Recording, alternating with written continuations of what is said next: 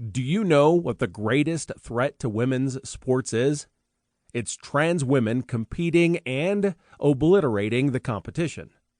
In this book, you'll find out how inclusivity is devastating and destroying female sporting events as biological males are allowed to not only compete, but completely dominate female sporting events, and how, no matter how the progressive liberals try to defend it, trans women athletes will always come in first place compared to their cisgender counterparts. Trans women are destroying the competition. Literally. Do you think it's fair that trans women get to destroy women's sports? So much for progressives being compassionate. Trans women are claiming to be women to enjoy the benefits that come with being a woman. By claiming to be women, they can get the best of both worlds, especially in sports where they can easily beat cis women. Transgender people are people who identify as a gender other than the one typically associated with their biological sex. Societal pressure exists for transgendered people to live as members of their identified sex in terms of clothing, name, and pronouns. This pressure comes both from society at large and from transgendered people themselves.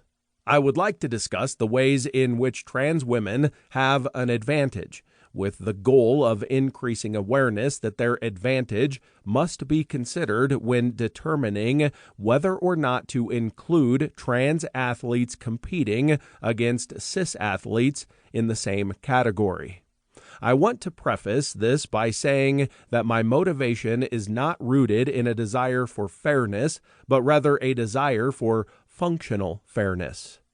In the recent past, the IAAF has updated its regulations to cover trans athletes. This was in response to rising complaints about transgender unfairness, so that not only were they required to have their testosterone levels below a certain threshold, but also required to remain at said level for at least 6 months. In the past, this advantage was easy to ignore and downplay because the numbers of trans people were small, or at least looked small. Now that more and more people are coming out and transitioning, we can no longer deny these advantages of trans women. Athletes at the Idaho State University have joined lawsuits against trans women's participation in women's sports. They're represented by the conservative legal advocacy organization Alliance Defending Freedom. They've said their position is not based on hate or anti-trans sentiment, but about fairness and opportunity in the sport. Some of them claim to have lost out on chances because of losing out on races they consider unfair. They are seeking to overturn a policy that would let trans women compete in women's sports. These athletes aren't alone in their backlash against the International Olympics Committee's decision to open up women's events to the transgendered. In this book, I'm going to break down the various advantages that trans women have over biological women, and how their participation in the same events as cis women may be a disadvantage to the cis women. I'll take several other related topics of current debate and examine their positions in relation to transgenderism and some other topics of interest to the overall discussion. Advantages I'm going to point out are not exactly exclusive to trans women.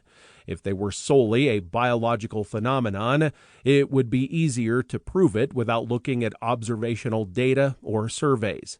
These advantages are involved in the dynamic between trans women and cis women because they have less opportunity and resources available to them than cis women do.